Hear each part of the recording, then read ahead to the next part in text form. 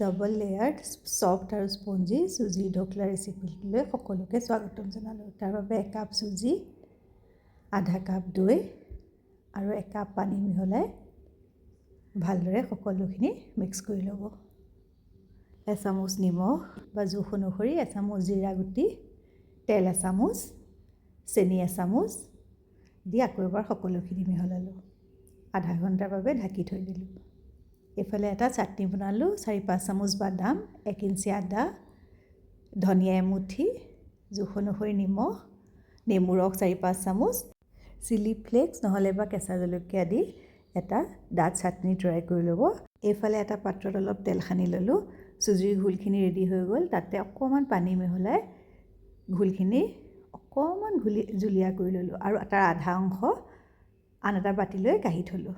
তাতে এচামুচ fruit salt দিলোঁ, এচামুচ পানী দি দিলোঁ ফ্ৰুট চল্টখিনি এক্টিভেট হ'বৰ কাৰণে আৰু ভালদৰে মিহলাই পেলালোঁ। গ্ৰীজ কৰি থোৱা পাত্ৰটোত ঘোলখিনি ঢালি আগতে গৰম কৰি থোৱা ষ্টিমাৰ এটাত 5 মিনিট সময় ষ্টিম হ'বলৈ দিলোঁ। এইফালে বাকী থকা ঘোলখিনি ৰেডি কৰি ল'ম। তাতে 4 চামুচ চাটনি দি দিলোঁ, এচামুচ ফ্ৰুট চল্ট দিলোঁ আৰু এচামুচ পানী দি আকৌ ভালদৰে মিহলাই ল'লোঁ। এতিয়া এইফালে 5 মিনিট হৈ গ'ল ষ্টিম।